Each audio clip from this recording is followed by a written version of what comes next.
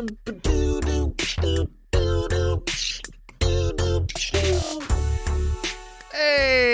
everybody, welcome to episode 173 of Tactical Crouch. Kickedtripod here with Yiska and Volamel.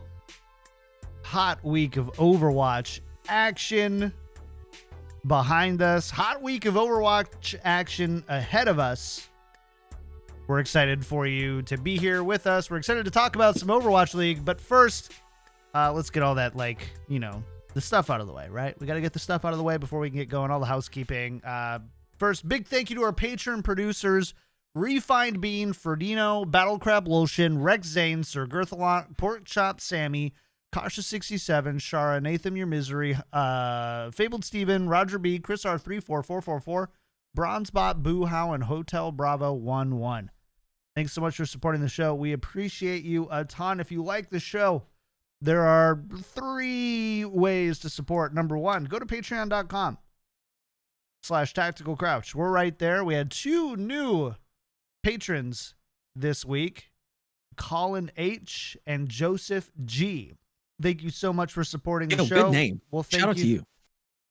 The Joji. We will thank you at the end of the show as well. Appreciate it. Also, you can subscribe right here at twitch.tv/Kickedtripod. We do the live show every Wednesday at noon.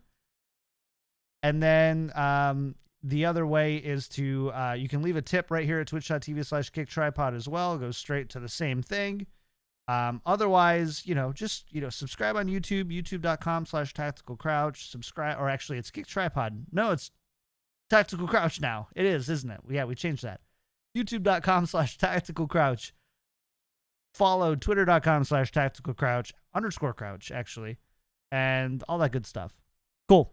That's it. We love you. Thanks. Peace. Bye. Okay.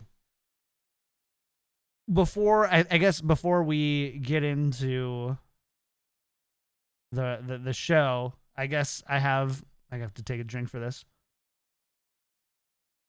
A little bit of an announcement, and that is that this is going to be my last four episodes of Tactical Crouch.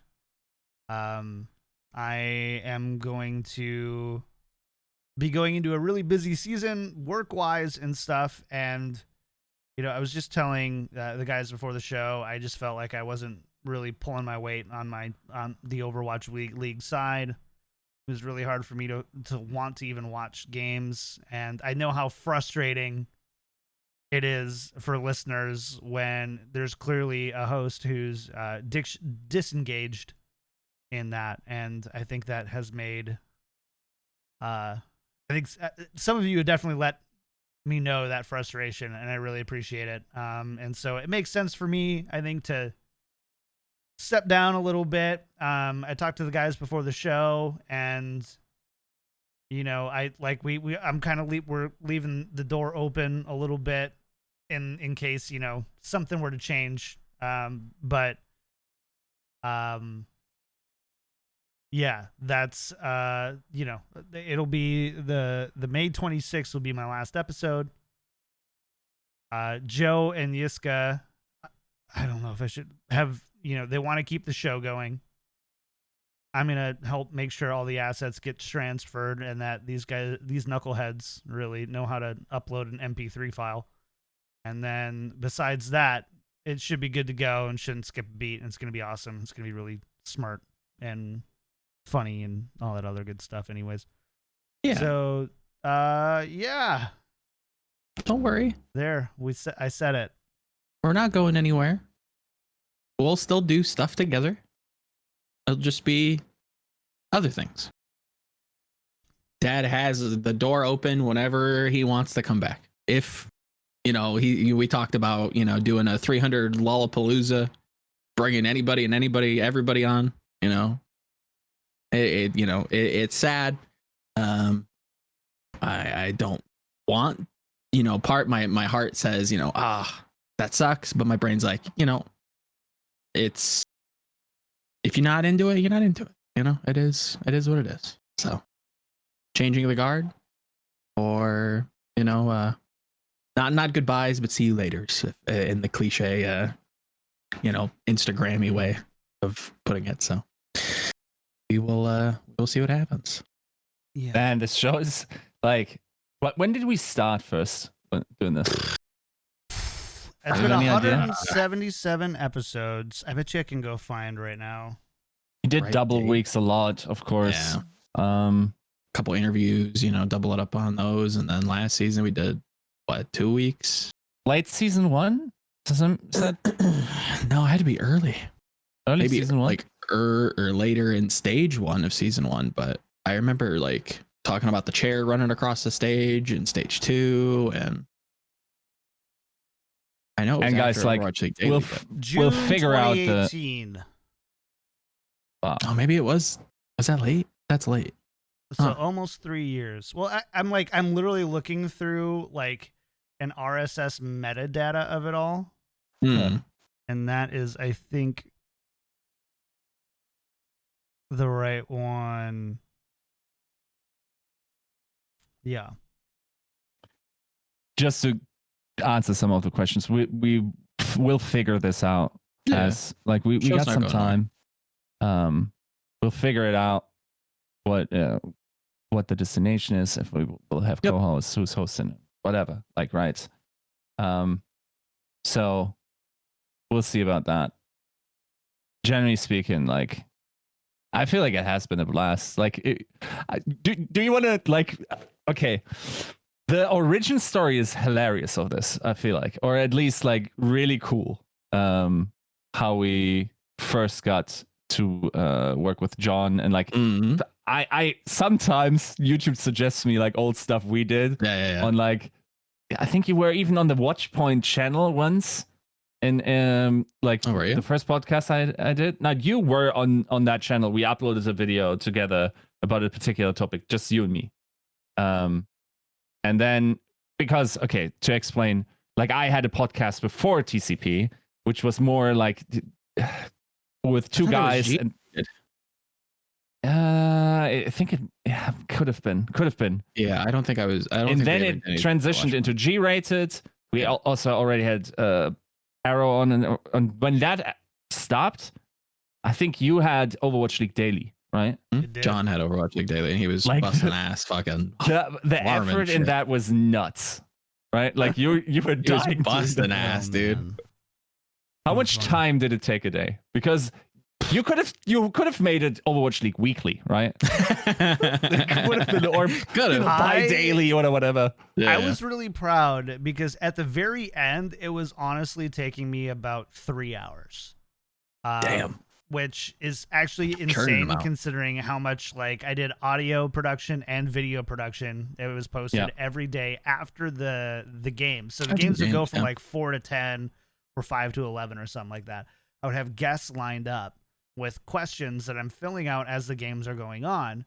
And so many guests, like Joe and Volamel, like, everybody would just keep they'd keep the doc open, and as the questions would fill through, they'd be thinking about them, and then we could turn around an episode right like that, and then I would just have to go in and edit it and then make the video. And as I'm watching the Overwatch League live, I was just clipping clips of everything and then throwing it all together. And I actually had, so like, the system was down, but the first couple took like 6-7 hours.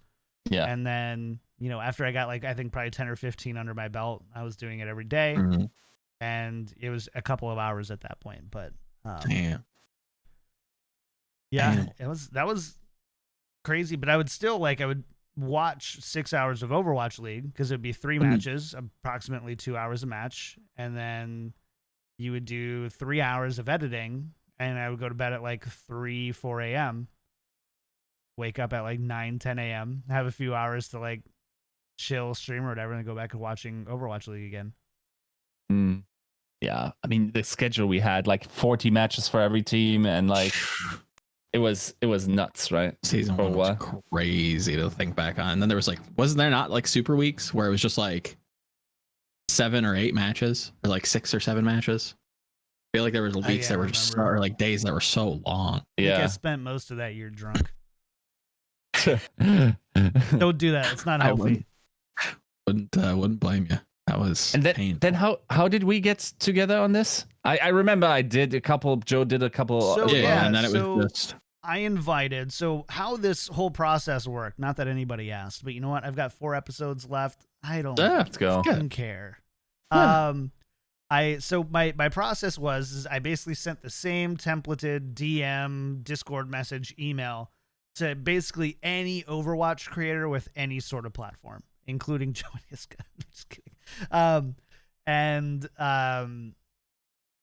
Basically anyone who wrote or said something about Overwatch that I thought was interesting and insightful. And Joe and Yiska were obviously on that list, and both of them agreed to do it, but they were both like the most responsive and made the episodes the most easy, and also like the insight was really good. And so there was so after like the first time I was like, oh, that was really easy. And every time I had some, like when you're doing scheduling that often, you have inevitable falling outs, scheduling conflicts. And Sure. so it would be like halfway through the matches and somebody would be like, hey, I actually can't do this. I'm sorry. And I would just like ping Joe or Yiska and be like, hey, any chance that you could fill in for this? And they said yes every time. And then I ended up joining, our super secret Discord that we had for a while. Yeah, I missed that. Those were the days. And you guys would help me come up with questions and stuff so that the shows would be better. And then as I was getting burned out, I'm like, I would still love to do a podcast, though. Do you guys want to do a podcast? And that's how Tactical Crouch started. Yeah. By the way, that Discord was a great incubator of just like, I feel like everyone in that Discord is now like had a job in Overwatch League. Like actually like such a solid Kickstarter for careers in esports. Yes. That was kind of cool. Yeah. We Just, kickstarted Arrow's career. Okay, okay. Right. But Arrow was like in there for like one interview with Seagull as well. We kickstarted Seagull. Yeah, it was Sideshow and Bren. All of them. You're welcome, Overwatch League community. I mean, it's not about kickstarting. It's about, like... No, it is about kickstarting. It is. Yeah. And what can we say? You're welcome. But you're welcome. Here you go. Yeah. Saw that one coming from, by the way. It was a fun time hanging out, like falling asleep in Discord every night, just because I enjoy talking to you guys so much. I literally could not log off at night. You guys would hear me snore. Yeah, it was nauseous. I hated it. Yeah. You still do that now, though, in Discord. Yeah, it's just now in front of like sometimes I do, 600 people. Yeah. Like 12. Yeah. Yeah, because we also built a pretty dope community of like 100%. The core is super nice, like super helpful. Just like so much support there. It really makes a lot easier with like getting content out, having someone to bounce off ideas, having someone to watch Overwatch League with. So the whole lot easier. That's honestly so. I honestly have never felt to that degree because yes, like I had like built communities in esports before. They were just obnoxious as I was, right? Sure. And to build it like from the ground up with the right values of like enjoying competition for the right reasons, that really created a community that where, sometimes like, of course there's disagreements and sometimes there are invaders from outside that are just like a little bit spicy, right? Sure. But overall, like, I think the core values have generally prevailed and it's built a really sweet community. And you're free to join if you cherish these things as we do. Love to have you. So yeah. 100%. Yeah. So a lot of people have questions about details. Like the biggest thing is as it stands now, the show's not going anywhere. You'll still get the show on the YouTube channel, youtube.com/tacticalcrouch. The Twitter isn't changing. This is a big part why I moved everything from like my personal channel to this, and then Twitch we never did, but that's the only one that I don't have an answer for you yet. If the show continues to be live streamed, it will. I just can't tell you where exactly yet. But we'll make sure to announce it ahead of time so that you can subscribe there and, be there for that. So Hondo P. sweet. All right, let's fucking just knock it out of the park for the last 4, shall we? Let's do it. Let's We'll make have it a a fun blast. one. It's good. Let's do it. Let's do it. Let's start by talking about some Overwatch, shall we? Let's do it. Me. Let's talk about the past weekend games. Want to start west side, strong That side, works. west side, strong side. Let's go London, Boston. Let's start hot. London, Boston looked goes the better. distance. Boston defeats London 3-2, but it was actually a really exciting. Yeah, it was a good game. It was an exciting game. I can't totally attest to the quality of all the Overwatch being played, but it was a fun game to watch.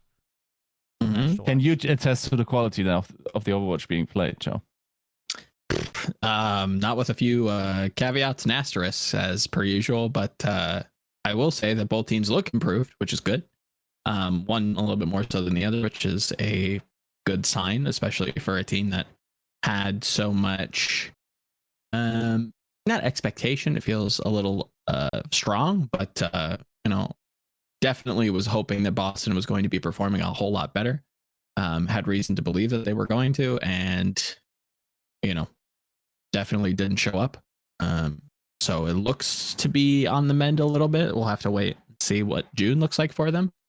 But London, it does feel like the ping is hitting them a whole lot harder than maybe what we expected. It's a little rough.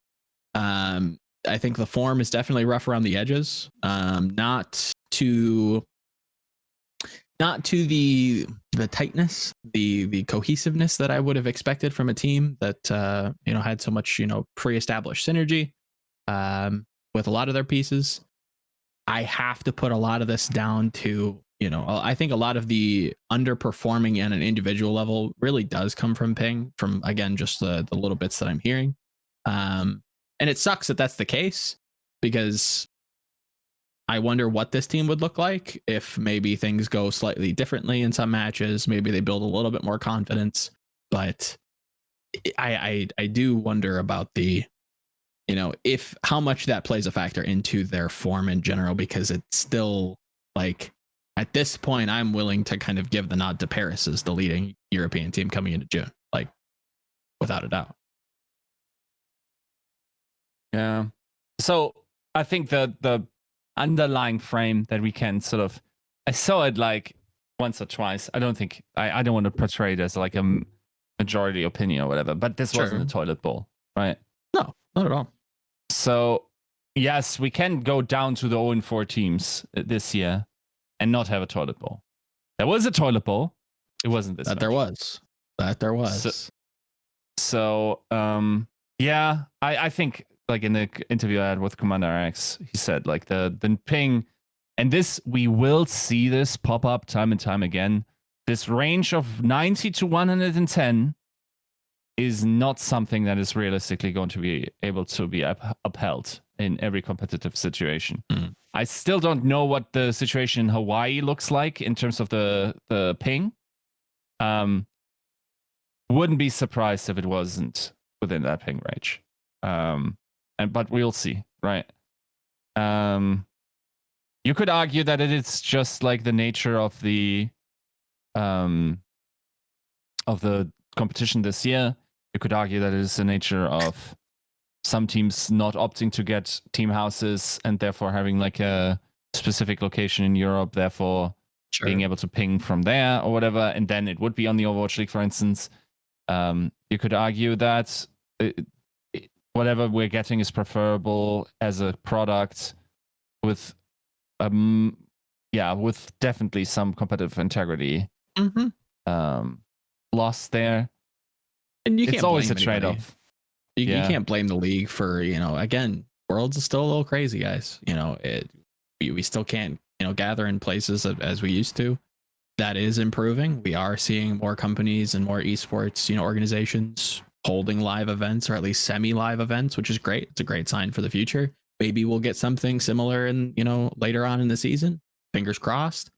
But especially in this meta where it's like you're a second late on your immortality field, you're a second late on your ice wall, earth shatter, you hit a wall, you're missing everybody. It's late. It's this meta in general isn't helping anybody. That's on considerable ping. And you look at Hottie, I think that's severely impacted him. I think London, I hate like dogpiling on them because I know that they're not performing well, but I really don't know how much that it is their fault. However, I look at Boston. There are some things I have some big questions on. I see the potential, but in a weird way, I'm not a big fan of Yunbong's Baptiste. I thought it was actually pretty kind of all over the place at times. If you can just keep him on Ana, I think he performs extremely well. I think his Zen's very good, but his BAP, for whatever reason, has bizarre immortality fields. I don't think his amplification matrices are all that great or placed well. I'm really not a big fan of their Doomfist kind of reliance. Valentine, I think he's taking a community hit, but I still think like he is very talented and will perform well. I just think they're putting him on like these compositions that are very feast or famine. So he's either going to like perform or he's just going to fail. There's no in between for him to kind of like show what he's actually capable of, like he did in the preseason. So strategically, I didn't necessarily agree all the time. They did okay, especially later on in the set and in the week. But yeah, Boston that's a bizarre one right now. That I can see it. I see where they could be good, but it's just not gelling as of right now. It's getting better, which is good, especially this early. But they're the team that I definitely wag the finger at more so than London. I feel kind of bad in a way, kind of dogpiling on them. But Boston's the team that you should be doing better. So hopefully they shape it up. And it's not due to a lack of trying. If anything, it's due to an overemphasis on trying. Agreed. So yeah, it's a weird situation between these teams. I don't know if we can realistically expect change on that front in any way. It's it's not motivation. I shouldn't say that. That's actually not true. It's here we go. Are they lazy? Morale. No, they're not lazy. Fuck off. It's morale, right? Like when you're training that hard, you probably expect to do well, right? Like we've heard it a number of times. I heard it in the preseason just by myself. Like these guys are training nonstop. They're practicing nonstop.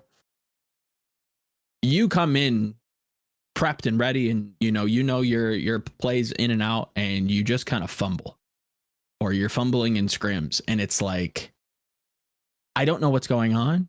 I don't know what's happening, but that can't help, right? Like knowing that you started your week 02, you started 04 or whatever, or 1-3.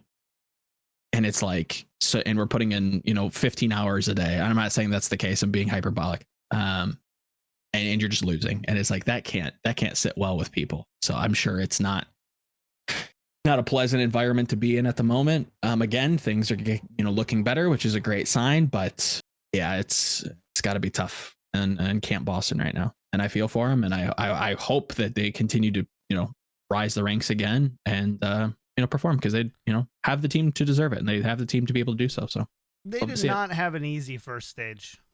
No. Gladiators, Fuel, yep, Justice, and then Spitfire. Yeah, for sure. Yeah. That's why it's hard to judge them. It's a little hard to it's just a little hard to kind of place them yet. My hope is not lost on Boston yet. It's also really hard to assess their strategies and even their who they're fielding where in their compositions, because they're playing against teams who are just so damn good. Agreed. That everything kind of looks awkward when you have that kind of disparity. Not that Boston can't do quite well, but I just hope they don't dig their own hole to do a little bit better. Yeah, maybe taking a map here and there. I think there were definitely maps against Dallas that were very winnable for them, and they just kind of spaghettied. But there again, I look at Dallas and they have a very weird story. But yeah, I think again it's just the form, and I hope they aren't digging their own graves in that way, because yes, I'm sure they thought a lot of these matches were winnable. I think you have to kind of come into some of these matches with, maybe some not overconfidence, but belief that you can beat them. And then to train hard behind it, and then to lose in pretty decisive fashion definitely has to be a blow. Yeah. So hopefully it's not too far gone. It doesn't seem like it is, so we'll see. What is your thoughts on the Atlanta Reign right now? So the Atlanta Reign took San Francisco to 5 maps. Yep. 3-0'd Paris.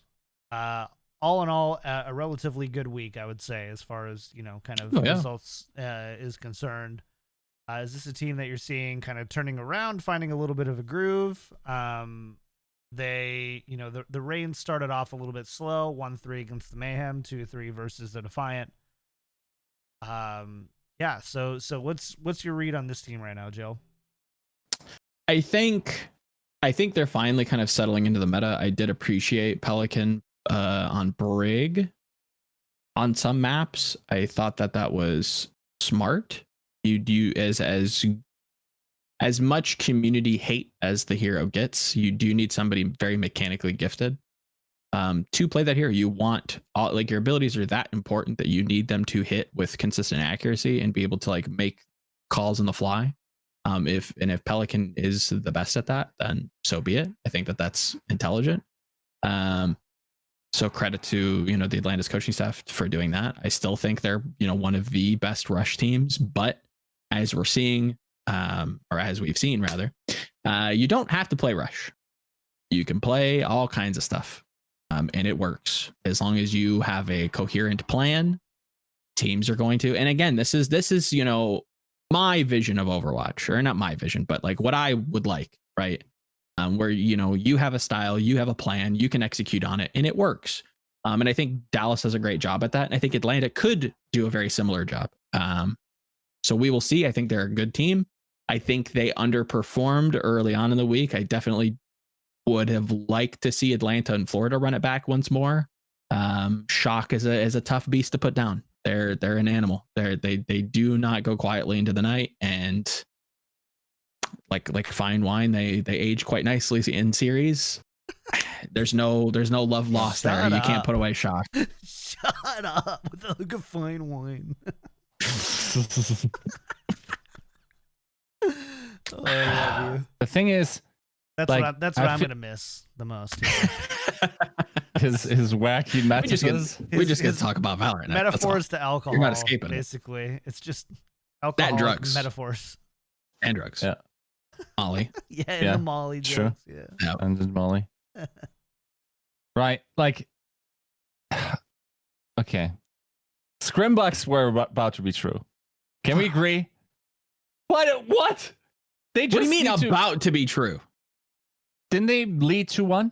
2-0? No.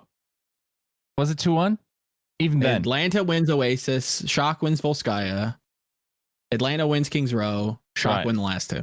So it was back and forth, and they pull away. The thing is, I don't think them losing that series necessarily has as much telling power, because I think after the 2-2 they broke, because they know that wasn't for the melee. Of course, you should rationally motivate yourself, because you're beating but we're not the San Francisco Shock, and it's really important for your season situation. Mm-hmm. But I'm not sure if I would think that this game 5 is the most telling of all performances.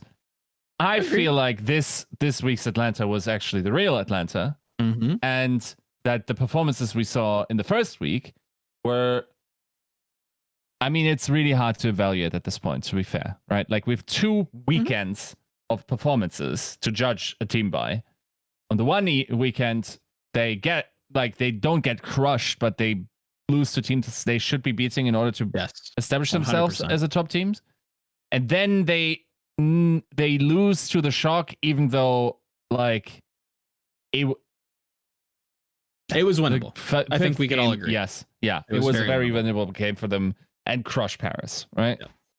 As they should. But you should be crushing Toronto as well. and they You should showed be. weakness when it comes to these Yes. Winston comps. And I think They showed again they found weakness their that footing. one weekend. Yes. Yep. So I also think there was a confidence in these guys where they actually believed they could 3-0 shock. I think that they.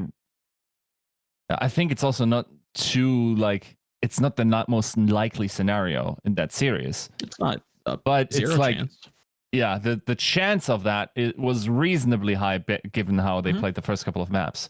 So I feel like we saw a lot of potential from that team this weekend. 100%. It's unfortunate. Like I would have liked to see that in the tournament situation, which they didn't get because of their first week. Yep. Now we don't know what the meta will look like depending on what gets banned, of course. Agree. So I think you can have a decent idea, and I think that's gorgeous for Atlanta, right? When did we see Atlanta perform last season? Kind of think on it for a second. When did we see the Atlanta Reign perform extremely well? When was Gator chucking Earth fire strikes through amplification matrix halts, right? In these double shield comps. This is a team that just, and again, not the same team as last season, not what I'm saying. But when we've seen this team perform and exceed or excel, it has been in slower, more methodical, more resource-based, compositions. They're not a scrimming team. They're not like a very, loose kind of flex mechanically on people. They could though, but they kind of still hold that like heart of goats, right? They want to play deathball comps, and they perform very, very well when they're allowed to. When we look at June, yes, we're getting hero pools. Yes, we're getting a new patch. BAP looks better. If you put the new BAP in a pro's hands, I think he performs better. Arisa gets a small buff. Moira gets a small buff. And Rhine kind of is questionable. We also have to take into consideration that if you're considering bans, you probably have to assume Rhine or Diva are probably out. So that kind of opens you up for a possibility, a lot of possibilities, but I don't think double shield is out of the question. And I think that plays well into Atlanta's hands, especially if they're on the mend like this, especially after, again, having a very strong last week. Again, Shock was very beatable. You just walloped Paris. I think week 1 you can kind of put in the books, and I think Atlanta can come into June and look extremely well, like they have been apparently in practice for a long time. So again, a team that I think is still very, very dangerous. We just have to see it consistently. That's all. Yeah. Now this team is definitely not rendered like mid-tier or whatever just by the first, and I think they're more volatile to predict than other teams in similar positions. I still believe there's this team in there that could be a top 5 team in NA. I think they're going to be a little meta reliant. If I have anything to glean from this first tournament, I think it is, I want to see them in like a dominant Winston, like not dive meta, but double bubble or, something maybe wrecking ball like. I think Gator played a little passive when it came to his wrecking ball. I saw the thought there. I saw that there was, very important places that they were choosing their engages, but it didn't kind of displace enough for my taste, I suppose. So again, I think they still feel very comfortable on the double shield. I think they still feel very comfortable when it comes to deathball compositions. And if you allow them to play that, they're going to 90% of the time, and they're going to, surprise you. Hopefully, as we move into hero pools and the tournaments in the future, they can maybe take a page out of Dallas's book and just kind of force it. Again, look at Philly on Volskaya in a region that is like very rush. They don't like rush. They're running, a race of Sigma on Volskaya, just kind of like slow pushing in and just winning this war of attrition and just kind of running their own style. I want Atlanta to be that team. I'd love for them to go, we just self-ban Winston and we just only play Ryan, Orisa, Sigma. And they just, that's what they run. I think they can get away with it. I think they're good enough to get away with it. And I think it plays into their style. I want to see it. I want to see them become the deathball team. Yeah. All right. Let's hop over to East really quick, and there's just one team I want to talk about before we talk about like qualifiers, and then we'll talk about the upcoming weeks. Guangzhou. The charge? What's going on here? What isn't going on? Let's start there. I mean, Oh man, that match versus the Valiant was. I said this as we were watching this in the live party.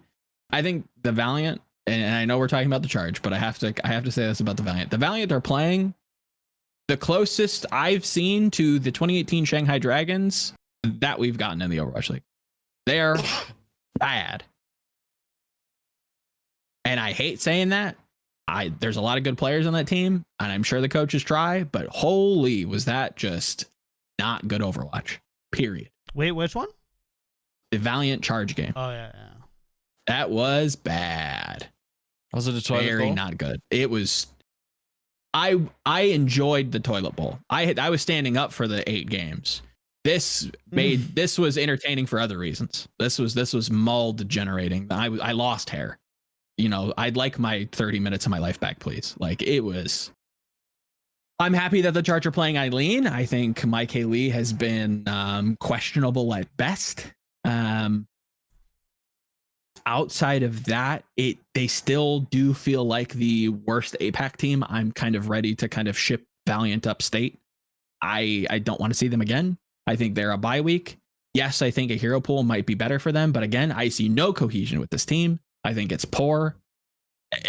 It doesn't feel like a team. It's really, really bad. It feels like pickup Overwatch, and I hate saying that because again, I know these kids try, but it is not good. The Charge in that way, it feel like the worst APAC team for a lot of the same reasons, but just a little bit better. No, it's Mike like Haley is an just individual play. Yeah, agreed. You don't have like, a main support Choi that is has nuts. never played. Choi Sewon. Again, Still somebody- Still Krong. Krong looks great. So- Kareev mechanically looked good on specific heroes. Decision making, so much. Eileen looks great. Rio is still a workhorse. Yeah. This team's good. It's It does just make much lacking sense that they're cohesion. so bad, yeah. Yeah. Yeah. And you see what the Spark have done in such a little time. I wonder if Charge in that same way aren't kind of thinking the same thing, looking like, hey, look, like this is a good team. On paper, this is a team that should be performing well and should be, not a contender, but somebody who's willing to kind of, or is capable Should be a midfield team. of punching up. Yeah. And they're just not. It's tragic how poorly they're playing. And I think that probably has a lot to do with like Mike Lee. I would guess that they were probably scrimming with him for a while. But he just does not look comfortable. Yeah. I don't want to dogpile on him, but yeah, it's just not great. Not great at all. And it sucks. Yeah. But what are you gonna do?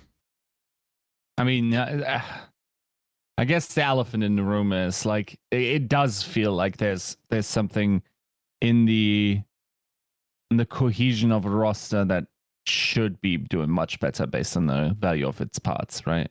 Yeah.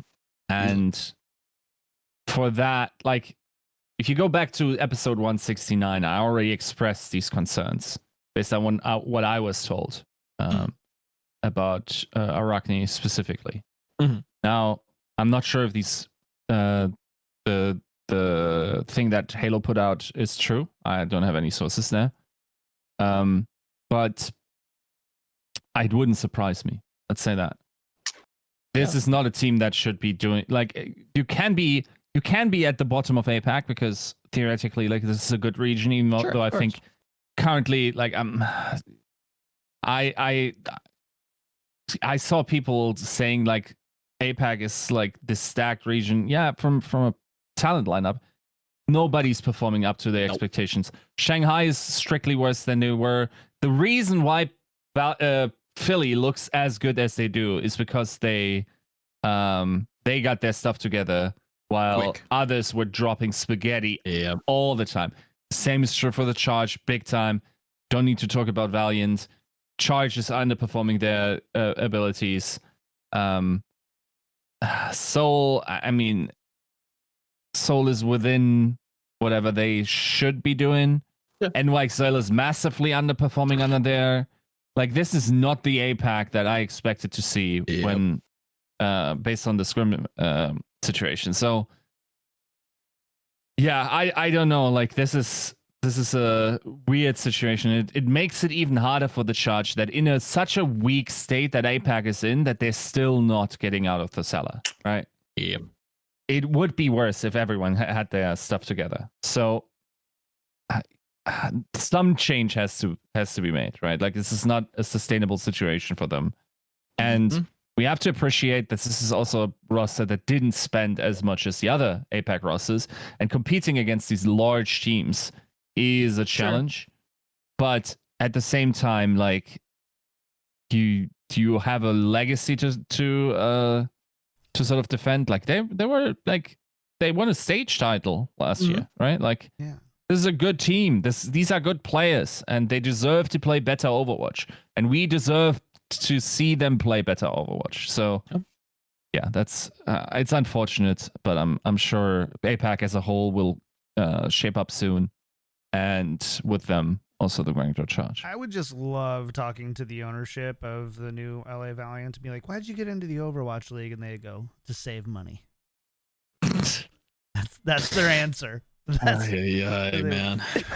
I saw the discount on the aisle, so said like minus like $2 less. So I bought it, save money. Yep, dude. My dad, by the way, did that all the time. Really? Like my dad is literally known for like his impulse buying based on things on sale. He was chronic. He's the reason why those types of sales exist. Didn't need it. Already had one. Maybe even had a better version of one at home. Honey, why'd you come up with so much toothpaste? The deal was so good. On sale. The deal was too good. It's too good to pass up. Smart man. Speaking of deals too good to pass up, patreon.com/tactical. Let's talk about there's one more match that I think was really fun for me to watch this past week, and that was Shanghai Philly. The qualifier? The qualifier. We're going to qualifiers. Just heartbreaking. Heartbreaking. It is a heartbreaker. Absolutely just tore my heart out and stepped on it with a stiletto. Ugh. Man. That was really specific and disturbing. Just saying. We also now know one of Joe's kinks. So yes, yeah. It's the way he likes it. Hey, we sit here and talk about Overwatch. Who are we to judge, you know? Question is, who's wearing this? We're judging you. We're judging you intently. Anyways, hi Shanghai. on Molly, dude. Stilettos, like the things he's telling us about himself, like yeah. Shanghai Philly. Anyways, we can't go down. I want to keep the right PG-13 title. Yeah. Tag. Whatever. Yeah. I mean, whatever. This was, in my opinion, this is maybe the best match to have watched. Maybe the whole season, except I don't know. Week one Fuel Outlaws. Week one had was some good. Bangers.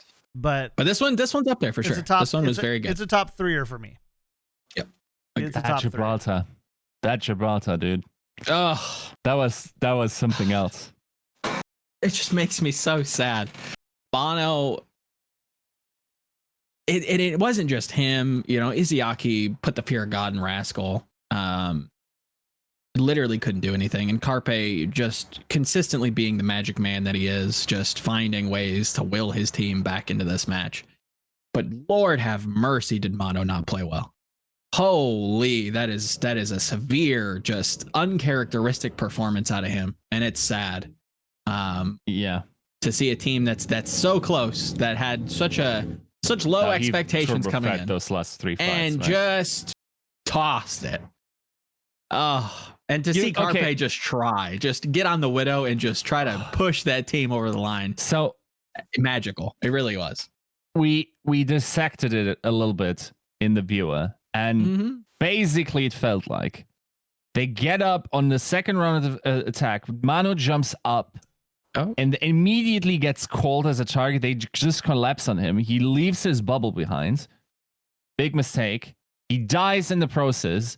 And at that point, all his spaghetti drop on the floor. And he has like 3 or 4 really terrible decisions that possibly cost them a map there. I don't want to put it on that player alone, because I don't think, generally speaking, he had a bad series. But like there, it's just like sometimes you just streak into full tilt in a high pressure situation. And to see a player of that magnitude of, like veterancy to crumble like this is unfortunate and also not that normal.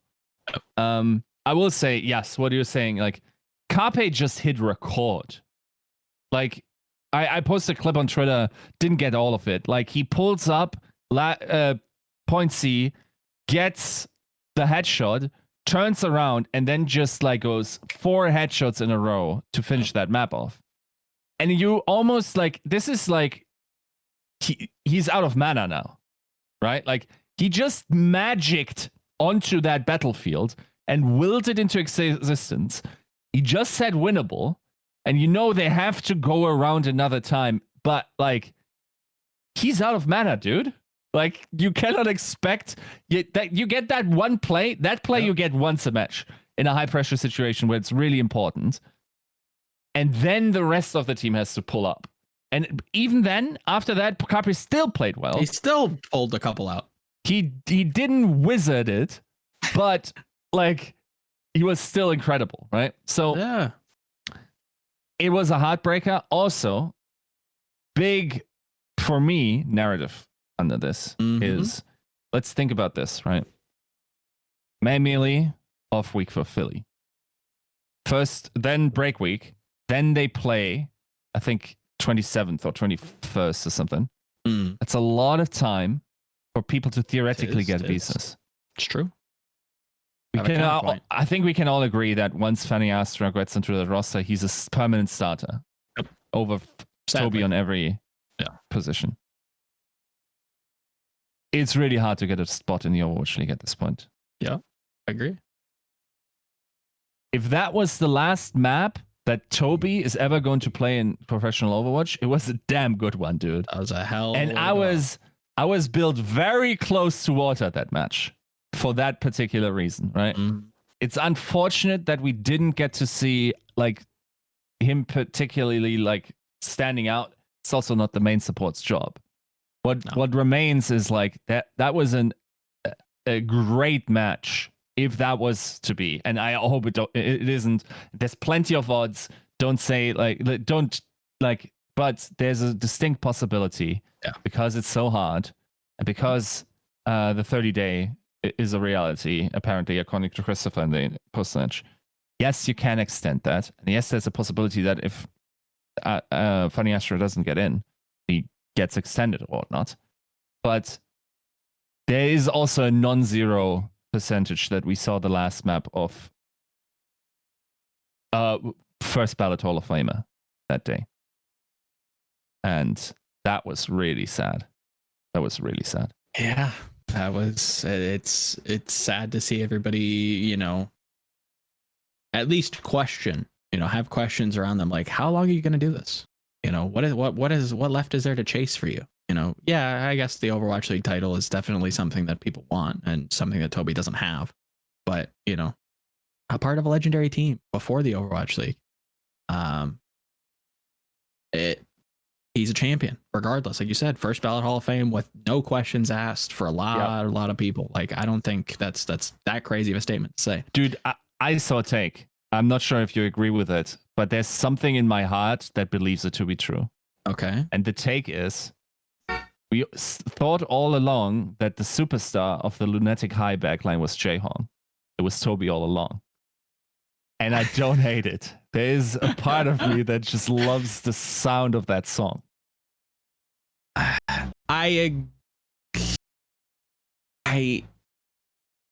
don't think it's wrong to say that he was a superstar, but was he the superstar? That's where I have to go. The thing is, yes, the Jaehong was super exciting and like obviously like probably the best player in the world. Yeah. You would have expected more longevity out of the best player in the world, while the companion of that person has delivered top tier performances pretty much since they've been in Overwatch professional. Consistent workhorse, phenomenal player. But the face of the team, the superstar that they called upon and that changed how Genji's played, Jaehong changed the game. As much as he's for sure a big blockhead and says some dumb shit. But so did and- Tobi, right? Like the problem is that I can't shake the feeling that we're doing him dirty because this is a main support instead of a flex support. I really have to go back, and I will be going back.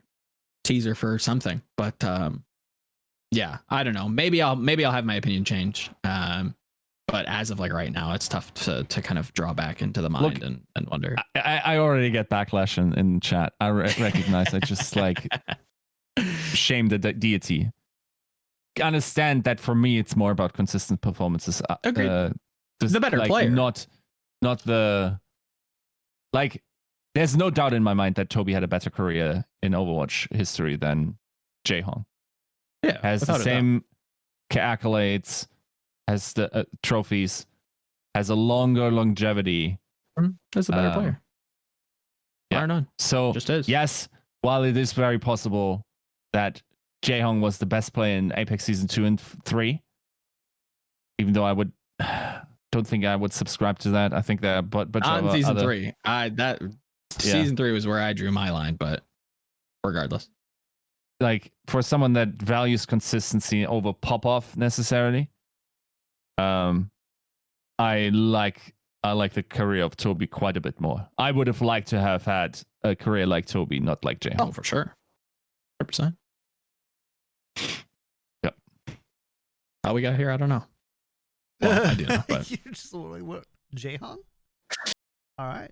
yeah, it was such a heartbreaker. I think it was very, very winnable for Fusion. I think Shanghai does look good, to kind of give them a little credit here. They definitely, shaped up quite a bit. I think Izzyaki played phenomenally. I think Fate finally is performing well. Fleta just, how can you not love him? Yeah, Shanghai looks good. And I think they have a good gust of wind that they're riding into the tournament on. And there's some, they don't have to travel. I think that's something that not a lot of people are thinking about. Don't have to travel. Just sit at home. Practice.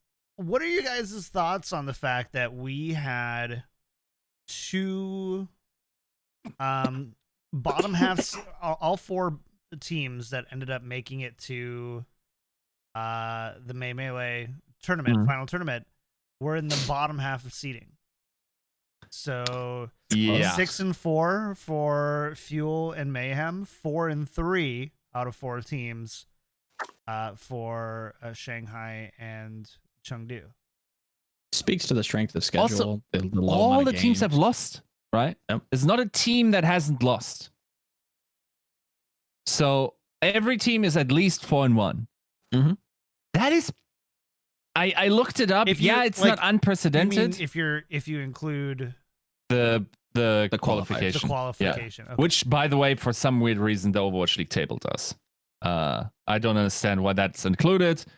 Are they counting on league points to be understood by fans? Wouldn't have done it that way, but yeah, so based on that, every team, especially both 4-0 teams, did make it. So it's an interesting situation. I also think it doesn't have that much precedent. I think NYXL might have lost early as well, in their season 1 domination. Season 2 definitely, Titans went 19 straight wins off drop, right? Dominated stage 1 and lost stage 2. Season 3, I'm pretty. Wait, yeah, season 3. Season 3. Did someone win starts with more than 6 games, 7 games or something? I can look. Off the top of my head, I know that the Shock started a little slow. Start in May.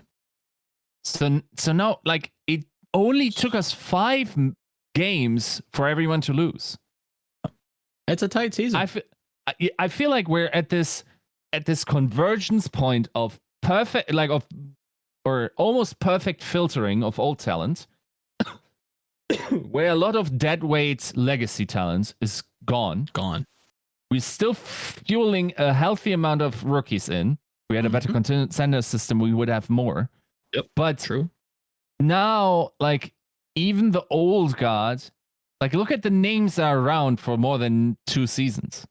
They are still nuts, right? You got the Strikers, the Prophets, the Flatters, the Birdrings, like these guys are still the best or close to it, right? Mm-hmm. So in that regard, it's interesting. I think we're just reaching that point where the filtering process of the old guard has sort of like finished. We're getting all these generational 1 pro players out of here. And now there's also still a sort of solid stream of new talent coming in every season. Mm-hmm. And also, like, the rookies from season 3 have held up better. Where, like, you always have had a couple of duds. I think we got them out of here also because we slimmed down so much. Yep. So that almost necessarily, yes, we talked about the APAC issues, but like in NAA, despite like the obvious bottom teams, like it feels so close. I'm not sure that Boston couldn't bring it to like a top 5 team every match they play, right? I mean, I don't even hate the bottom team. I'm giving the Titans maps against the Justice. I don't think the Titans are all that bad. Yeah, they're the worst team. Agreed. I think form-wise, if you have to give it to somebody. But even then, I don't hate what the Titans are throwing at me. It's fine. It's definitely below everybody else, but yeah, they're competitive. They're in these matches. They're not doing bad. They're taking maps off of teams that have, we're in the semifinals. They took Justice pretty close. Well, close in a map, but regardless. Yeah. It's good. It's good Overwatch in NA. I wish Asia could. I wish I could say the same out east. Like it's shocking, frankly, to say that. Because again, I think we all kind of came into the season going, like Asia's the best region without a doubt, no doubt in my mind. Like too many dud teams in NA, and it's completely the opposite. NA's playing some tight Overwatch, and it's good. It's good. Yeah, it is good. Speaking of good NA Overwatch, what the happened to the fuel? The fuel got some fuel. The fuel, man. No one's made that joke about the fuel before, by the way. No, first never. Still a bad name. In 4 seasons. Still a bad name. I don't think anybody can tell me at this point that you can't play your own style and perform.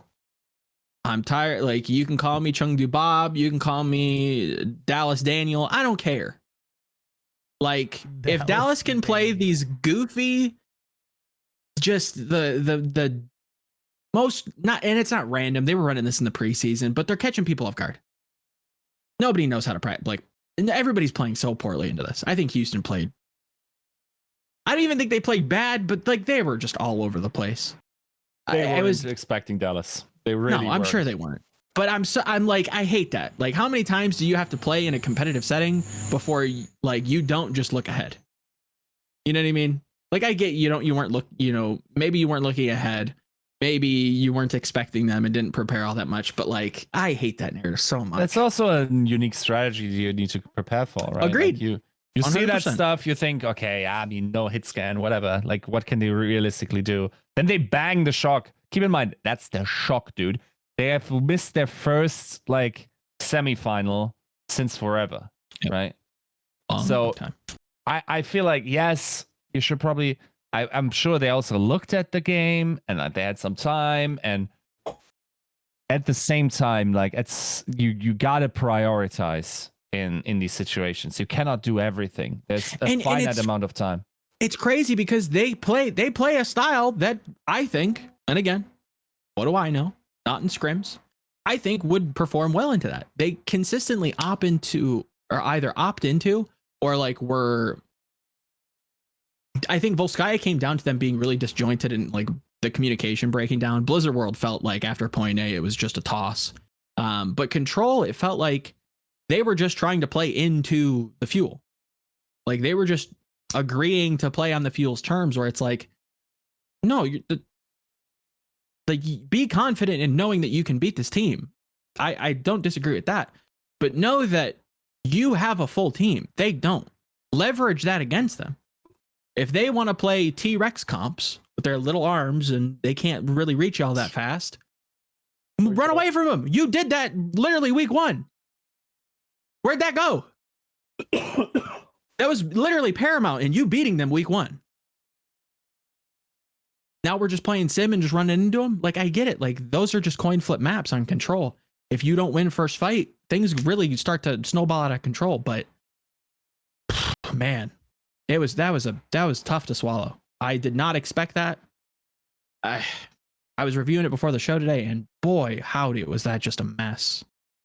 Just a tragedy of errors on top of just like everything breaking down for them. It was disappointing. The thing is, yes, I think it is a match that both the Shock and the Houston Outlaws lost. Yep. But one thing that Tasmo told me that remains true to this day, and I think we can observe this as a hypothesis, okay, is that yes, they start late to a meta, but this team has the ability to pick up and start running. Sure. We saw that at Next. Yep. Agreed. And now we see it in this. And why is that? Wonder. Explain to me why that is. I mean, I think it's two big points in my opinion. One kind of comes from the other, but why is that? I think it's probably because their players they're limited in the picks that they can play, so they need to figure out their own style. Exactly. And then now, where does that come from? From the building process of the team, and then that comes from money. I mean, the money buys the coaches who builds the teams. You know, I think it's time we start to put a little bit more respect on Rush's name. Okay. I thought you were like little kid whying me.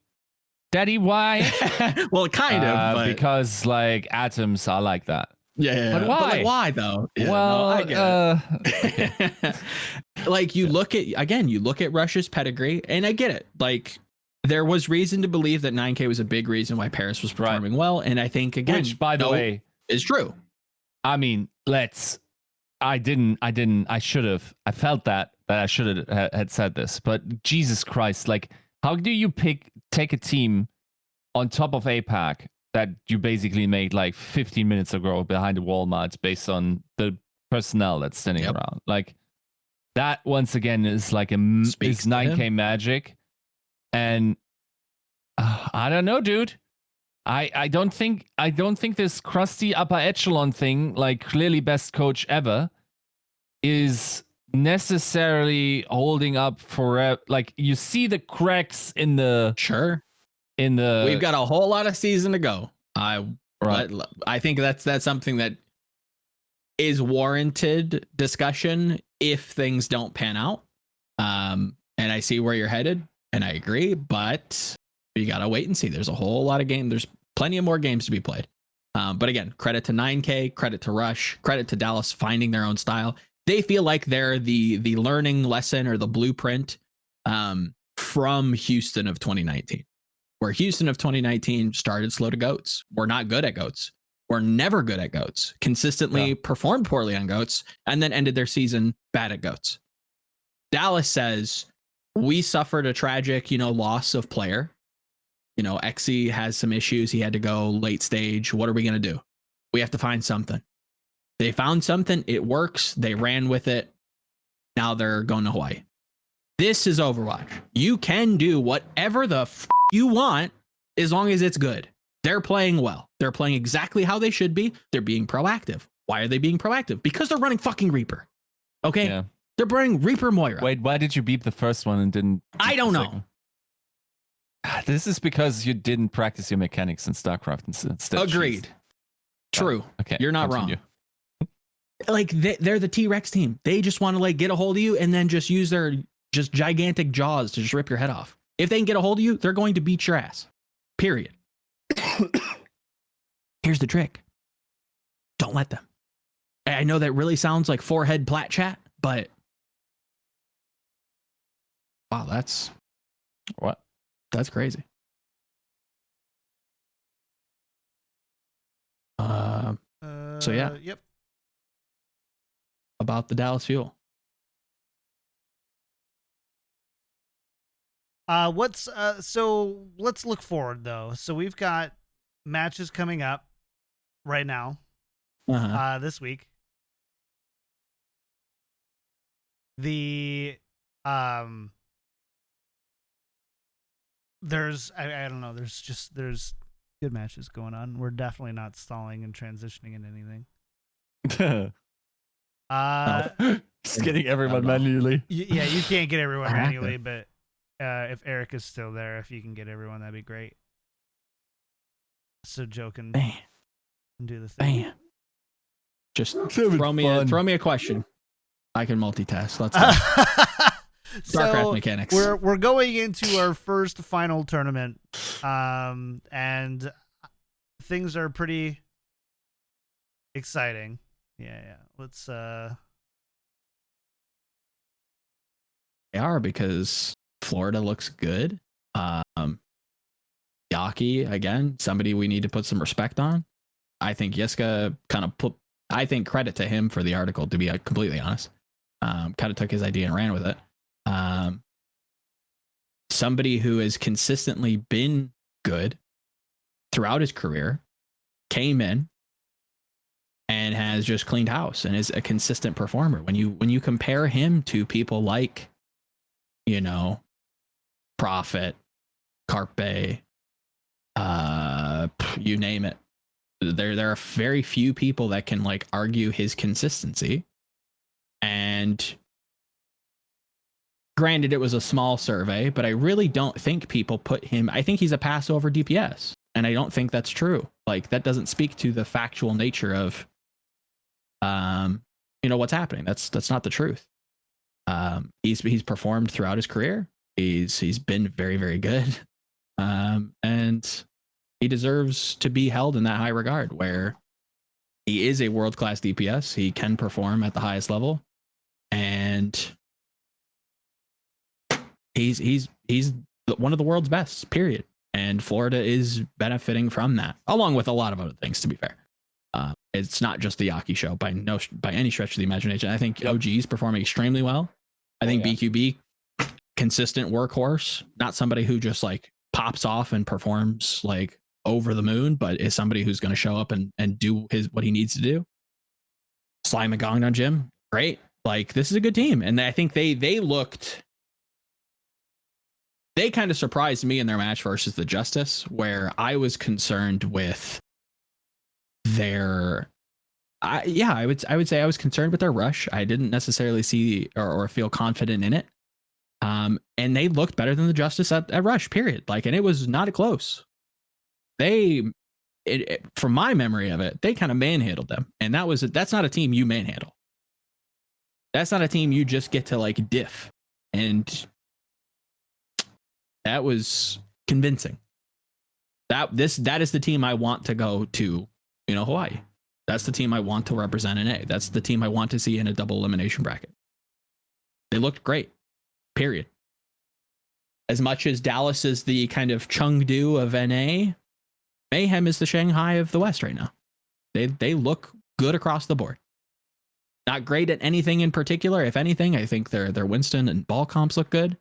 I think their rush is definitely improved. I just don't know how much they're necessarily going to have to play or want to play it against some of these Asian teams that are playing a whole hell of a lot of Winston. So we'll see. I think it could be, play into their favor. But yeah, easily the most consistent team in NA thus far. Solid team. Yeah. Sorry, I had to take care of some producer stuff. Thanks to all the mods who helped out in chat. By all the mods, I mean basically Eric. Pretty much. as we always mean. I want to, Joe. So here's the thing: you sent me your predictions, but Yiska did not. Okay, I mean we could just run them through. Should we talk through yours, or should we have Yiska fill his out live? Oh, I have specific things I do want to talk about. I have like two. Let me pull mine up. I have two matches going a very specific way that I think is worth noting. Okay. So if we could quickly draw through that as this loads, because I don't remember exactly how I have things going map wise, but I do have, what was it? A reverse sweep? Oh, a reverse sweep, and then I wanted to talk about Dallas because I think Dallas is going to get figured out. Let me see if I can get this to like loading. Look right. How did I lose? How did I drop in rank? riddle me that Overwatch League. What gives? All right, tell me when I should wax lyrically.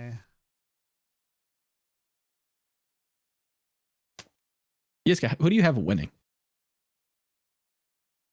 That's exactly the question you don't want to ask.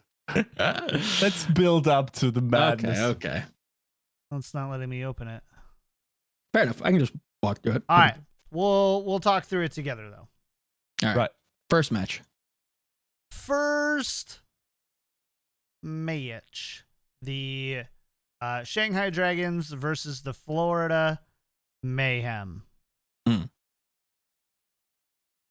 I have this going 3-1 Florida. What? All right. Yeah. Tell me why. Oh my God. As much as they are traveling, I do have to give them that. I'm not necessarily confident in Shanghai being able to adapt to specific like rush maps. They have they did look good against Philly. That goes without saying. But when Philly did perform, you look at Eichenwald, I think that's because Shanghai lacks when it comes to rush. And that's something that Florida has historically lacked in, but they overperformed, or not overperformed, but looked to have grown quite a bit in that Justice game, at least in my eyes. On top of that, this does play into their wheelhouse when it comes to Winston. I think Shanghai is going to want to answer them on Winston a whole hell of a lot, and Florida's not mad at that at all. I look at Shanghai, they seem like a limited team in some ways, not necessarily the most consistent. Whereas I look at Florida, not only are they consistent, but they're also stylistic when it comes to rush, when it comes to some of their Winston and ball comps, leaning a little harder on Gargoyle Sigma. And I think that's going to be a bigger edge than them traveling and or, struggling against, the Shanghai DPS. I think Fate has looked better. I think Izzyaki has played lights out versus Philly, but I can't consider that. But I won't. Again, this is Shanghai Dragons. Very shock-esque. They don't die easy. So I think they're going to thrive in the lower bracket, and we'll get back to them. But I think Florida gives them a wake-up call early. Not the last we see of the Shanghai Dragons, though. So I have this going 3-1 Dragons. Okay. I think the travel situation is really severe. Could be. I also think that the 3 or 4 days more practice that Shanghai gets is in a region where not everyone is necessarily on vacation, or you have a limited amount of teams that you can scrim against. You can scrim those contenders teams that are absolutely feasible to scrim against. So they should have a massive practice improvement, edge. And I also think Mayhem isn't the most terribly curveball-y team where you can't really predict what they're going to do. So in that, I think the preparation of Shanghai, yes, they started slow. I think I'm not sure they're going to become the Dragons of old with that lineup, but I think it should be enough to beat a pretty weakened Florida here. Even though I do think that the NA region overall is generally currently stronger. I like what you said about you convinced me that this isn't thinking the opposite isn't ridiculous. I can totally see. Florida is also admittedly a team that gains from rest well. Yeah. So I think maybe there's that a helps precedent to say that I think more rest in this league probably could do some teams some good, right? Maybe you don't need to practice 99% of the time. Maybe that's why this game is so social, right? When we look at some of the how metagames tend to flop out, and because we don't see a lot of teams like Dallas, because you're practicing so much and you're losing so many scrims, just mirroring what they're doing doesn't sound like a bad idea. And you kind of build bad habits that way. I think, and I'm not saying limit practice, but taking breaks, building up that mental. We've talked about how strong mentality and belief is in this game. I think that could go their way based on some of their situations, right? Because they have to travel. It seems like they're pretty public in saying we're just going to kind of take a break and come into this with fresh eyes, and I think that's going to do them some good on top of everything else I said. So, Okay. let's go. So next up on the docket, Chengdu versus Dallas Fuel. By the way, these start on Thursday, starting at 7 p.m. Pacific time. So terrible tomorrow. Pretty late. Rip for the Euros. Yeah, well, European fans are all watching Valorant anyway. True. This is Volamel's up on the screen, by the way. This is not mine. Oh, yes. Hello. This is my predictions. So wait, okay. Next up, we've got Dallas Fuel versus Hunters. Joe, you've got the Hunters winning 3-1. Yes, I think this is a hellacious stylistic matchup for the Dallas Fuel. I think when we've seen the Hunters perform at their best, it's on these comps that are not going to be T-Rexed. You will not hold on to this team. They will not mirror you. They're playing ball. They're playing Pharah. They're playing Sombra. They're going to force Dallas to adapt to them. And it's going to be I think Dallas probably catches them on some maps, and maybe they, take them to a map that they can't help but try to force this kind of scrimmy, spread apart comp that just kind of falls apart because of the map architecture. I could think of maybe Volskaya being one of them. I'm not sure. Think of rush maps. Say that again. I'm not sure. Do you think it can be solved to that degree on those maps? What do you mean by solved? Do you think it's containable? Like whatever the fuel. Okay, let me phrase this differently. The teams that lost against the fuel. Yeah. Are you convinced they just dropped the ball on not adapting to the limited amount of, or the style that Dallas was running? Or is that style actually, does it have legs? I feel like it has more legs than we give it credit for. I think it does have legs. The issue is that a lot of maps shouldn't allow for it to perform well, and teams are not playing Overwatch. I really hold on to the fact that this is a very abusable style, and teams were not prepared to face it. It feels like. I look at Houston. Again, you beat them on a similar style week 1. Sure, you can say that Dallas wasn't, as perfected at it. They weren't as refined. I get that. But there's a distinct draw away from that style, in my opinion. I don't think they played well. I think for a number of reasons, the Outlaws just kind of fumbled it in general. Shock in that way, they never kind of felt like they had a good read on things. Whether it's playing Soldier, whether it's, Houston's Hanzo kind of just like plinking them from the back line, never getting, much action from Choi. Violet in the DPS situation, Shock just felt out of sorts this meta. I think Dallas is going to get figured out. I think they've proven that they have to be scouted and they need to be studied. I don't think you get to this position without, having some sort of, merit. But I just think stylistically, I don't think the Hunters have to do much homework to be able to beat this team. I think they play comps that play very well into a lot of the things that Dallas wants to do. And if they want to mirror them on double bubble or dive or whatever you want to call it, I think Chengdu is fine with that. And I think that's going to be where maybe they falter in some way. Maybe they drop maps just because, Sparkle has a great game. Doha hits a couple clutch EMPs, whatever it might be. And, they steal a map. But when it comes to these rush maps that Dallas is, what they're going to roll out on, what Hunters have been playing in the past. It'll be a fun matchup. I agree. Gaga versus Fearless, from contenders, shout out to Kenobi for giving the lore and whatnot. But yeah, I think this is very poorly drawn up stylistically for Dallas. And I think Chengdu beats them. That's CEO Kenobi. It's true. Mr. Juice. I apologize. Juice. Let's try to keep it formal and professional. Thanks, Joe. Yeah. 5 demerit points. But by the way, I also have a 3-1 for Chengdu. I think that's the match that you lose for Dallas. I'm okay with that. I have a 3-2, but yes. Don't hate that. Yeah, so I've got Chengdu as well. But we go down to the elimination round here, and you've got the Shanghai Dragons versus the Dallas Fuel. Hmm. And you seem to believe I do. that sorry guys, I don't have like the the most awesome ability to show this production value low. You have the Shanghai Dragons beating the Fuel 3-1. Oh no, Joe. Oh Yeah. no. This I feels think this is the really team. dumb. This is the team. This is the match that I think you have to prep for. I think Shanghai has to come in with like a docket on the Fuel, and I think they will.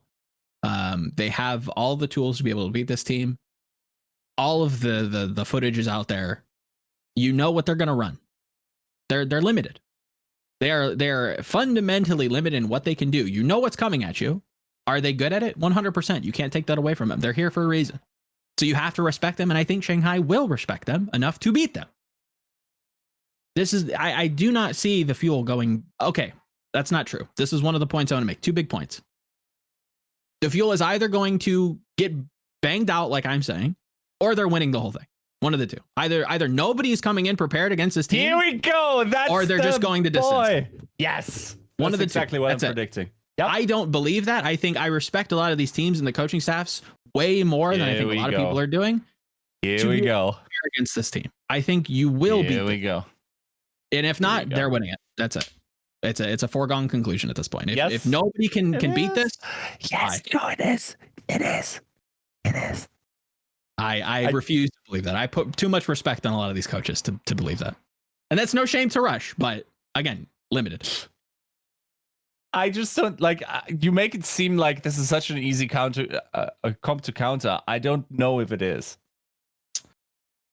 No, Or, I don't think I it's mean, easy. one comp is also simplistic to say, but you get what I mean. Sure. Yeah. Yes, 100%. They play a style that I think should be prepared for. And it did not feel like either the Shock nor the Houston Outlaws prepared for that adequately. I put a lot of respect on the Florida Mayhem, the Shanghai Dragons, the Chengdu Hunters. A lot of, again, you look at those teams and you look at their head coaches. Ray. I don't think I have to speak too highly of Ray. I think I have in the past. You look at Kuki. Again, somebody else who needs a lot more respect that isn't necessarily given. A person who has created a franchise, well, not created, but has led a franchise both successfully and stylistically, historically. A lot of icklies. And then the Dallas Fuel. Rush.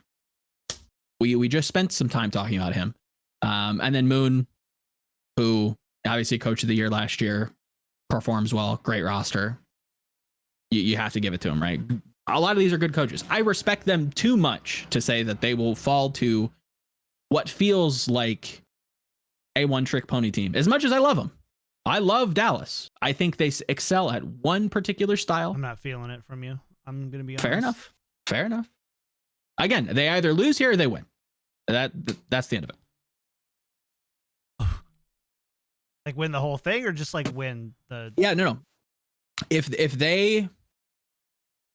their first two, not even, yeah, I'd say first 2 games. If they play the Chengdu Hunters and Chengdu gets banged out 3-0, and then they play whoever wins, and it's a Dallas victory, they're winning. That's it. That's over. No, I actually have it differently. I feel like because of their bounce back potential, I see them lose against Dallas, against Chengdu. Okay. For me, Florida went into the lower brackets, so they're playing Florida. That's a close one. That's where it breaks for me. Really?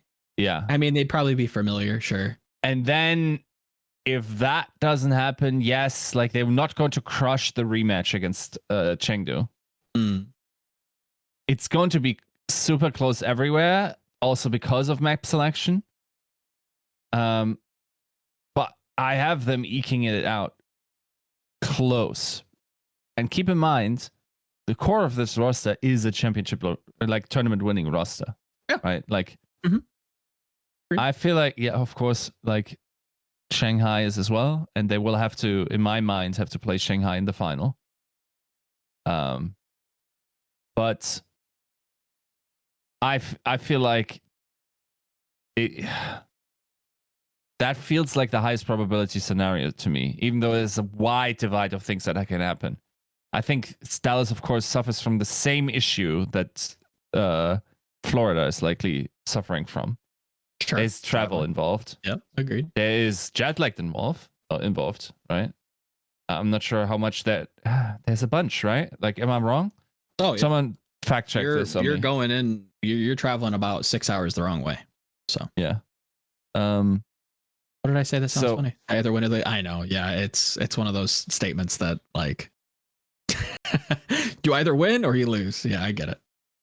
Yeah, I think what we will see is like a weak Dallas on day one. They will narrowly eke it out in the lower brackets. They get to day two, and that's when you see think that team. Is there a world? I think that where- one day makes a lot of difference because of how little practice they're already getting against at the moment.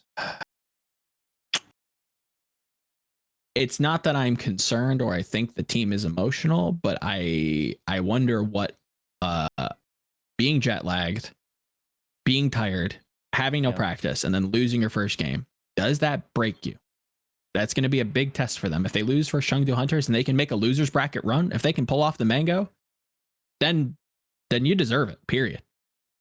That's some fortitude that not a lot of teams can show. Again, you look at maybe the Shanghai Dragons and maybe the Shock as the only other teams that can zombify their way and just refuse to like die and just walk through fire to be able to get to the finals. If that's the case, then you deserve it 100%, without a doubt. Again, you deserve to be here. You found your way. Rush, help this team find a way in an emergency situation against the odds to get where they are, and they're performing well. Yeah. But it's just the style that has me hung up. That's it.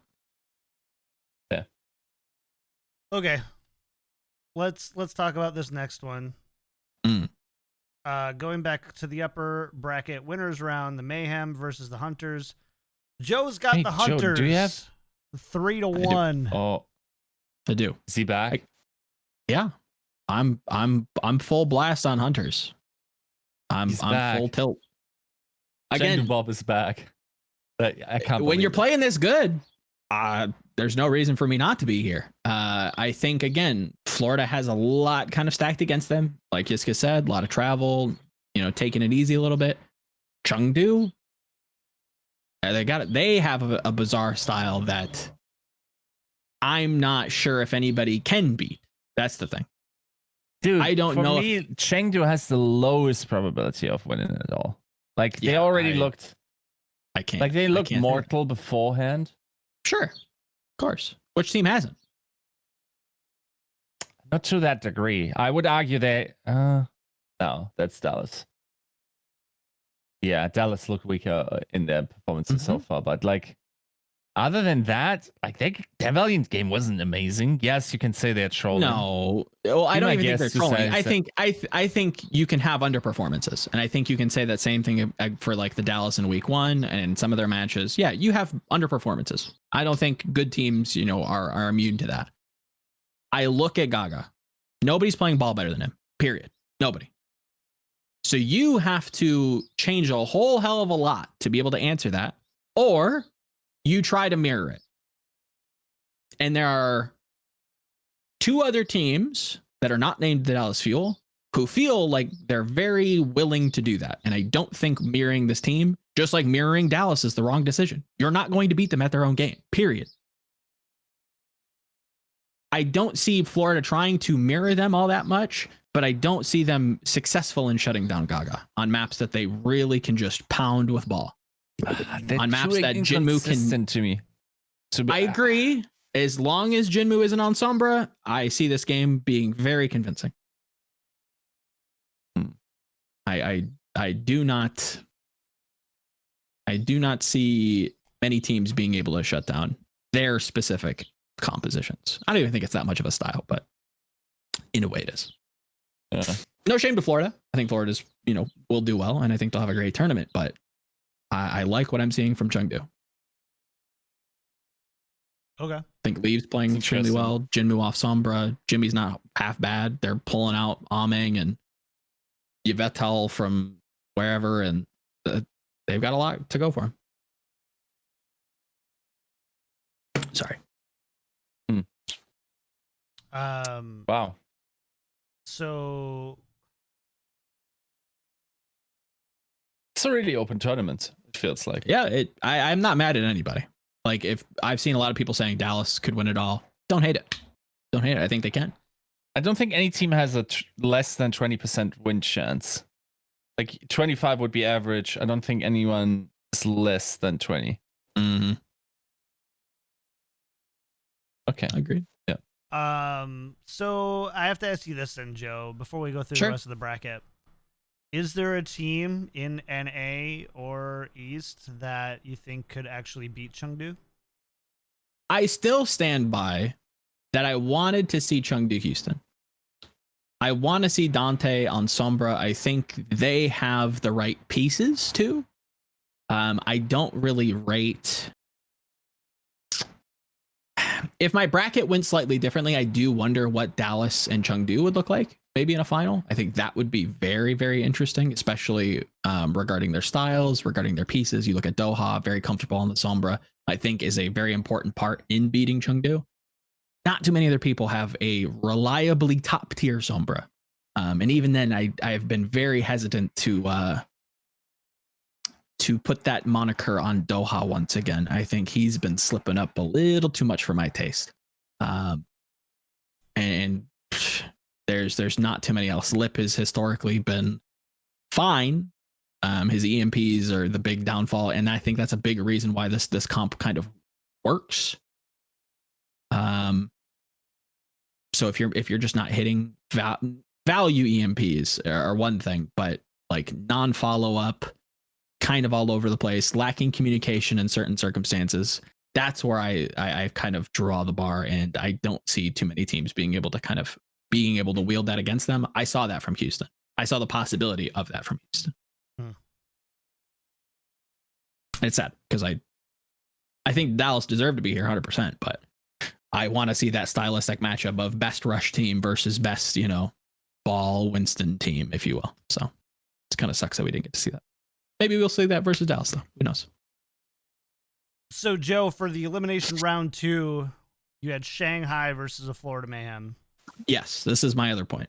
And you have Shanghai winning 3-2, which for those keeping score at home means an all-East grand final for Melee.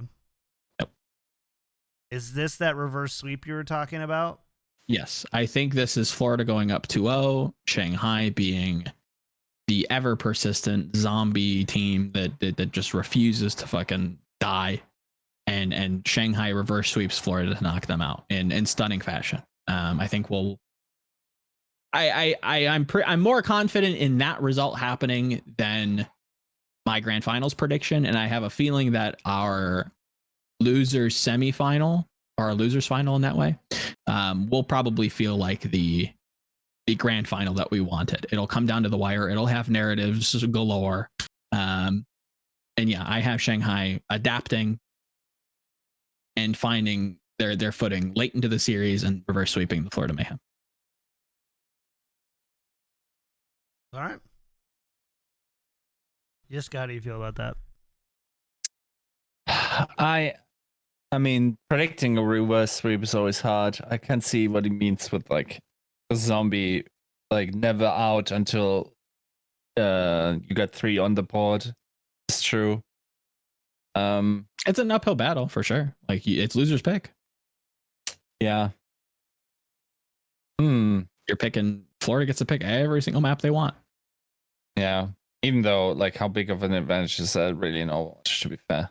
I think in the rematch, that's where I have it going slightly differently, where I hope Shanghai can look at Dallas and can kind of agree to disagree when it comes to rush, and they don't have to play it. They can play something that they feel comfortable with on a, to be fair, a moment's notice. But if there's a team in this tournament that can do that, I think it's Shanghai. Okay. All right. I tried to not look at this grand final. Let's see what you did. Chengdu defeats the Dragons in 7. Let's go. Chengdu bot is back, baby. I hope it's like that. What happened? What happened to the zombie team? That's never out. See, and like again, you look at the Sombra Lip. That's again, not great. Not great. I don't think Shanghai has improved that much to be able to trump Chengdu. I don't see them getting stopped. If Dallas can make it, I think Chengdu is finals locked for me personally. Call me biased. But if Dallas can get there, that's the final I want to see. I just don't think we're going to see it. That's where I throw up my hands and go, I don't know what's going to happen. Dallas might just take this whole thing. I have not a clue. I think they, yeah. I think that's the only team that I feel like has the potential to be able to beat them. Stylistically speaking. What do you like about Shanghai other than their pieces? They've looked poor up until the playoffs. I mean, poor. Did they look poor? They looked poor in the head-to-head versus Chengdu. You're sure as shit they did. Yeah, I mean, that much is true. But I also think like they definitely picked up pace. Agreed. They did. But what style do you think they excel on? I quite a bit liked.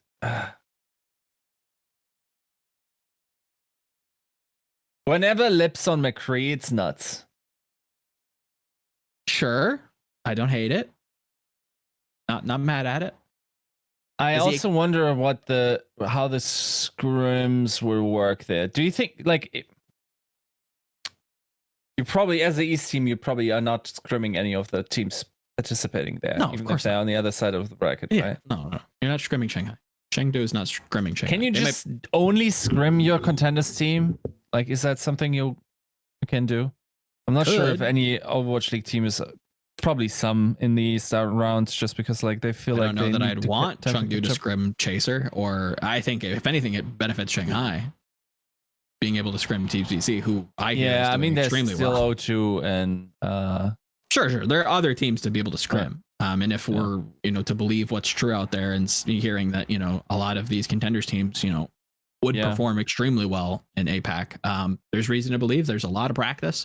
There's a lot of time for Chengdu to get real good. There's a lot of time for Shanghai to improve. That's why I have them in the final. It's just so weird to see that you ascribe this consistency to Chengdu, which I don't feel has quite been proven yet. They have consistency, but not immaculate consistency, right? Like they're dropping maps. Like I don't have them clean sweeping anybody. I think Dallas can easily take a game off them. I think Florida easily could take them deep. And I gave Shanghai 3 straight. Like I think they're going to run them close, but I like what Chengdu's bringing to the table. I think they play a lot of styles very, very well. I like their ball. They don't seem very equivalently matched on it. And that's where I look at Dallas Fuel and I go, that's the only other team that feels pointy enough or dangerous enough to be able to kind of stop them. So if they stop them early, then they might just be destined for the finals again. I can't hate on it because I have them going out in both games at 3-2. So that is really easy to flip. Mm-hmm.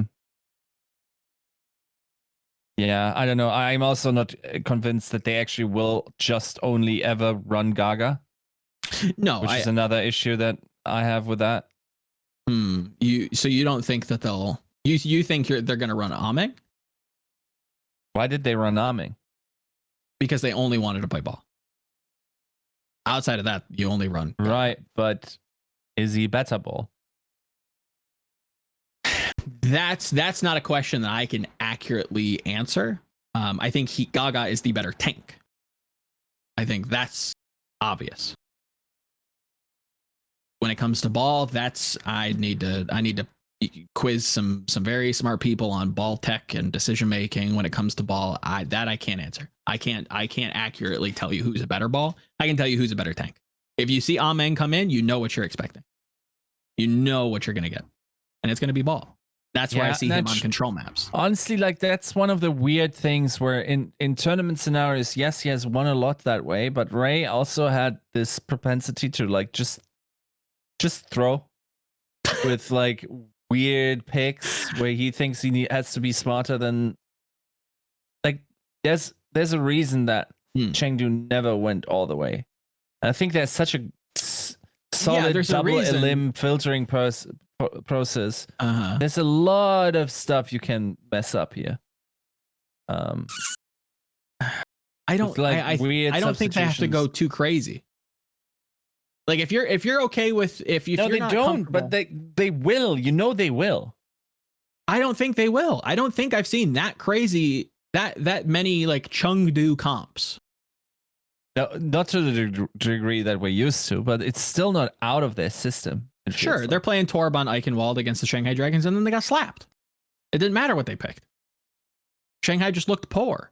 I have this feeling that we're going to see like weird ass stuff come out. I think that those days are far behind us, and I think there's a very explainable reason why we saw that in season 2. You had people on visa jail, right? Like they were not here. You didn't have Jachirin. You didn't have your GOATS players. So you had to figure out what else you were going to do. And they still did that. They did it with ball. They did it with some weird sim stuff. They found a way to kind of perform. You look at 2020, Ray wasn't there. That's just a fact. Ray was not there. I think this Chengdu squad finally has all their pieces. They have their head coach back. This is not a team that will need to kind of cheese victories out. They can if they want. Be my guest. But I don't think they need to anymore. I just can't remember a tournament final or like a knockout stage where Ray didn't do exactly that. It feels like there's always some bash and bullshit coming in, even though you're a better team. It's just like, you can win by just being better. Agreed. Vanilla stuff. You're not wrong, but you have to kind of remember the circumstance that he was put in. His players weren't there. They had to practice without them for months. Yeah, I'm also thinking back, maybe a little further, but I also always felt, are you talking about Miraculous Youngster beating up on Bad Runaway and just cleaning house? Like, he has a pretty good track record. It's not impossible. Again, they could lose. Dallas could go all the way. That's the only. I either say it's Chengdu or Dallas, one or the other. I think that's my 2 votes easily. Yeah. Yiska, who do you have winning the whole thing? Dallas Fuel. Dallas Fuel. He says it. Yeah. There it is. Against Shanghai in the final. Fair enough. It's going to be a good one. Make sure to come hang out with us at discord.me/tacticalcrouch if you want to watch the episodes live. Yiska, are you going to plan on waiting up or waking up early, or I don't know how it works? Maybe not for absolutely all games, because that would absolutely wreck my sleeping schedule, and I got to get into work on Monday. That said, I'm trying to get post-match interviews.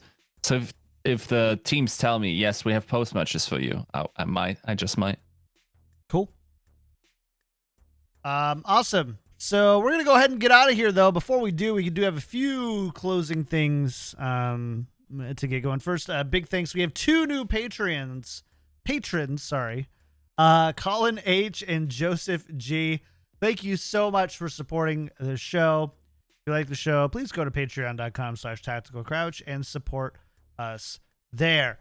Big thanks to our patron producers, Refined Bean, Fredino, Battlecrab Lotion, Rex Zane, Sir Girthalot, Porkchop Sammy, Kosh67, Shara, Nathan, Your Misery, Fabled Steven, Roger B, Chris R34444444, Bronzebot, Boohow, and Hotel Bravo 11.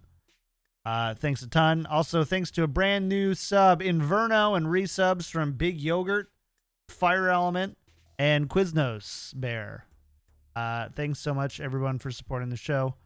Really appreciate you a ton. Before we get out of here, make sure to follow the show on YouTube, youtube.com/tacticalcrouch. Definitely do that. And let's do some shout-outs for the week. I'll go first. If you want to stay in touch with me, you've got a few more weeks to do it before you won't hear me do this every week again. Just Kickedtripod on everything except for YouTube, youtube.com/kickedtripodyt. That is where you can find me and where I'll continue to keep posting stuff. Joe, shout-outs for the week. Where can people find you? You can find me on all the socials everywhere. You'll find me if you want. Content-wise, working on some stuff. Still doing the quick little analysis bites. So go check those out if you're interested. Having a lot of fun doing those. And then gonna be brushing up on some Valorant sometime soon. So that'll be fun. Nice. Have you been playing at all? Nope. I've been playing a lot. My Reina's getting pretty good. Every so often somebody will goat me in and I'm just like, God, I just can't. I can't with this game. It's the worst. I usually on my Twitter I'll post kind of like my insane games that I have occasionally. Playing Reina. Playing Reina. Oh, Reina's what so an good. animal. She's fun. It's really weird because stuff. The thing is as I get better at like as my rank raises, the more I realize I need to not be playing initiators and duelists.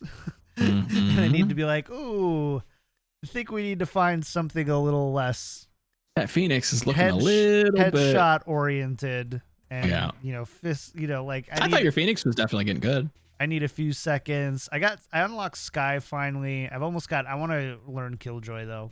So I've almost got Killjoy and Viper unlocked. So there you go. Viper I hear is very good. If you're getting real fancy, Astra's I just don't really want to play that mini game right now. Fair enough.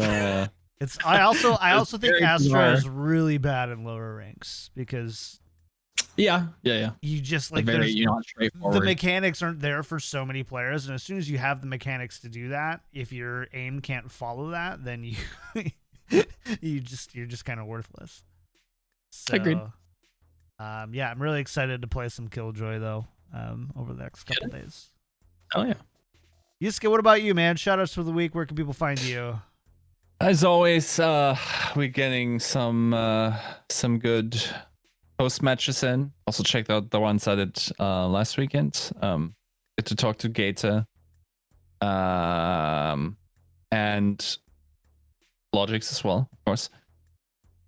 Those are really fun, and I think the feedback is great. And yeah, we're just trying to get those done. I can't promise that I will get any because of the time zone, because of Hawaii.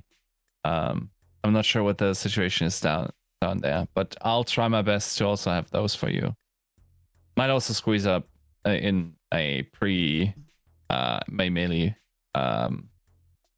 feature to sort of accurately like set the storylines straight, because I think there are some overlooked storylines in what the genetic makeup of these teams says about them, and how this is sort of like all kinds of gauntlet.